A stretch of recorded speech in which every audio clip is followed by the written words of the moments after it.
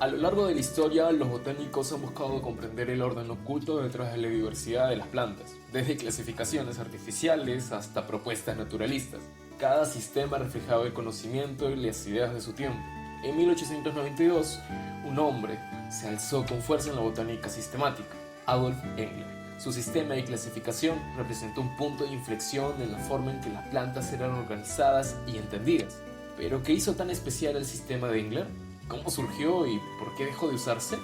En este video exploraremos uno de los sistemas más influyentes de la botánica fanerogámica, el sistema de Engler, 1892. Durante siglos, el ser humano ha intentado comprender y clasificar la diversidad de las plantas. Sin embargo, los primeros sistemas eran rudimentarios, basados en la utilidad, la forma o el simple parecido entre especies. Uno de los primeros intentos de clasificación científica vino de Teofrasto, en la antigua Grecia, quien agrupó las plantas en árboles, arbustos y hierbas. Más tarde, durante el Renacimiento, Andrea Casalpino propuso una clasificación basada en características morfológicas, especialmente del fruto y la semilla. El gran punto de quiebre llegó en el siglo XVIII con Carl Linnaeus, quien desarrolló la nomenclatura binominal que aún usamos hoy.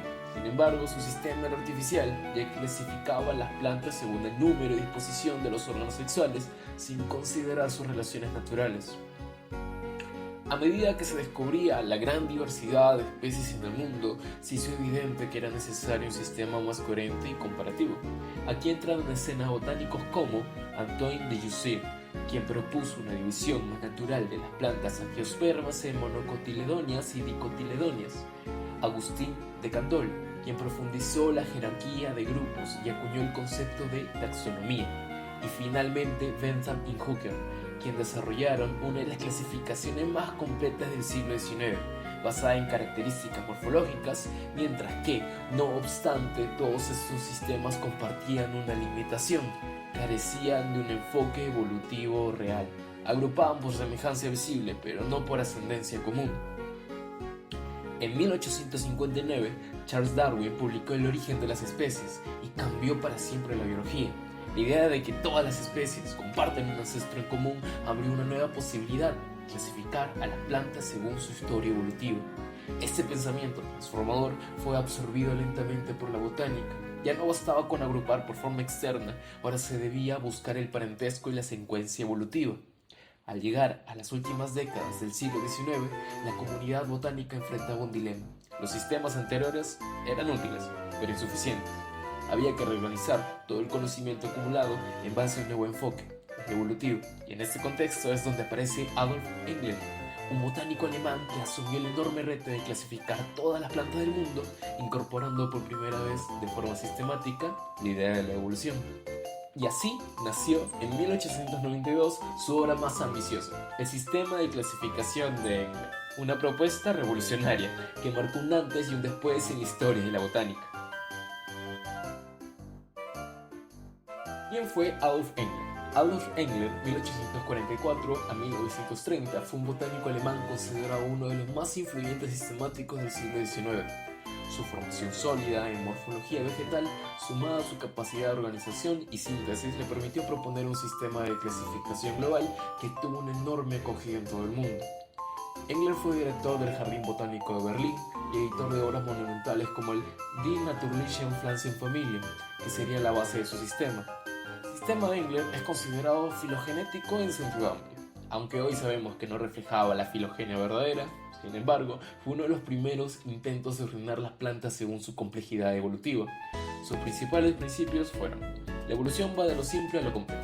Engler consideraba que las flores sin pétalos o con estructuras reducidas eran más primitivas, mientras que las flores complejas eran más evolucionadas. Basado en morfología reproductiva, clasificó a las plantas principalmente por las características de sus flores, frutos y semillas, siguiendo la tradición iniciada por de Candolle. Jerarquía taxonómica clara. Organizó las plantas en divisiones, clases, órdenes, familias, géneros y especies, respetando la estructura jerárquica que aún usamos hoy. Engler dividió el reino vegetal en grandes grupos jerárquicos: talofitas, algas, hongos y líquenes; briofitas, musgos y hepáticas; pteridofitas, helechos y afines; y espermatofitas, plantas con semilla. Dentro de las espermatofitas organizó a las angiospermas, comenzando por las monocotiledonias antes que las dicotiledonias, lo cual fue un gran cambio con respecto a los sistemas anteriores. Además, dentro de las dicotiledonias sitúa a las amentíferas, las plantas con flores simples como los sauces, como más primitivas que grupos como las rosáceas o compuestas que poseen flores más complejas. Las innovaciones del sistema Engler varían. Primero, en aplicar sistemáticamente la idea de evolución a una clasificación completa. Integró todos los grupos vegetales, no solo las fanerógamas, lo que facilitó su adopción en herbarios y universidades.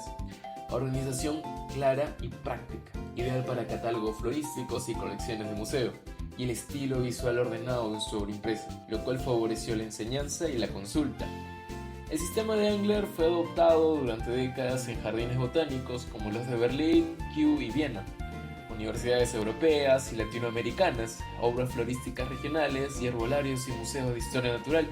La claridad, la cobertura y la estructura lo hicieron extremadamente útil para la clasificación y enseñanza, especialmente entre fines del siglo XIX y gran parte del siglo XX.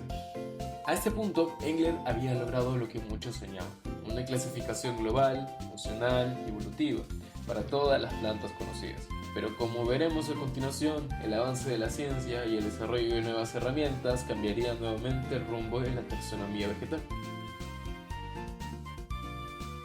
La expansión mundial del sistema de Engler. Tras su publicación a finales del siglo XIX, el sistema de Engler se convirtió en uno de los más influyentes y difundidos a nivel internacional. Su estructura clara, su cobertura amplia del reino vegetal y su intento de reflejar un orden evolutivo lo hicieron especialmente útil para diversas instituciones científicas. Fue adoptado ampliamente en herbarios, donde facilitaba la organización de colecciones, universidades, donde funcionaba como herramienta didáctica para las enseñanzas sistemáticas, obra florística, como base para clasificar la flora regional de numerosos países. La obra monumental Die Naturlisten Pflanzenfamilie, escrita junto con Karl Brandt, fue una referencia obligada para la botánica durante varias décadas. Virtudes del sistema engleriano. Engler aportó elementos significativos a la clasificación vegetal de su tiempo. Incorporó una noción general de evolución al ordenar los grupos vegetales de lo simple a lo complejo. Dio prioridad a los órganos reproductivos, considerados más estables y diagnósticos que las estructuras vegetativas. Su formato jerárquico fue fácilmente aplicable a herbarios, catálogos y planes de estudio. En su momento, el sistema engleriano ofreció una solución práctica, amplia y relativamente coherente para ordenar el creciente conocimiento botánico. Críticas y limitaciones. Con el avance de la biología evolutiva y el desarrollo de nuevas técnicas analíticas, surgieron críticas significativas al sistema de Engler. Se asumía erróneamente que las flores simples eran primitivas, cuando muchas veces eran derivadas por reducción evolutiva. El sistema no estaba basado en datos filogenéticos reales, sino en analogías morfológicas. La evolución de algunos grupos, como las monocotiledonias antes de las dicotiledonias, resultó incongruente con la evidencia evolutiva posterior. Algunos agrupamientos eran artificiales, es decir, reunían plantas que no compartían un ancestro común reciente. Si bien Engler intentó aplicar ideas evolutivas, sus herramientas eran limitadas por el conocimiento disponible en su tiempo. El reemplazo del sistema.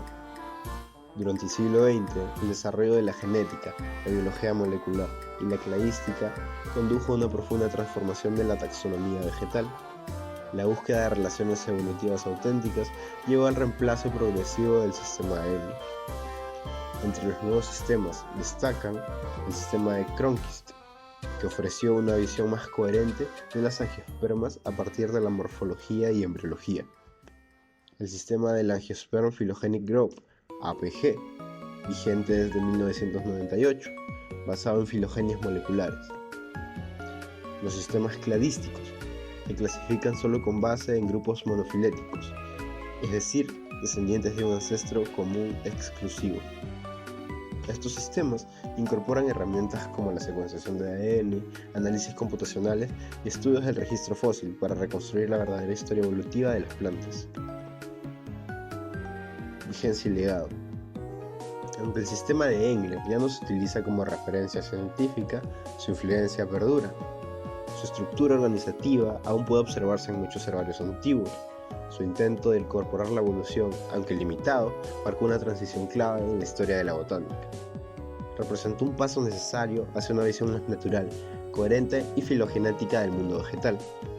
Engler no ofreció un sistema definitivo, pero sí abrió el camino para una nueva era en la clasificación biológica, donde la evolución dejó de ser una idea filosófica y se convirtió en el fundamento principal de la sistemática botánica.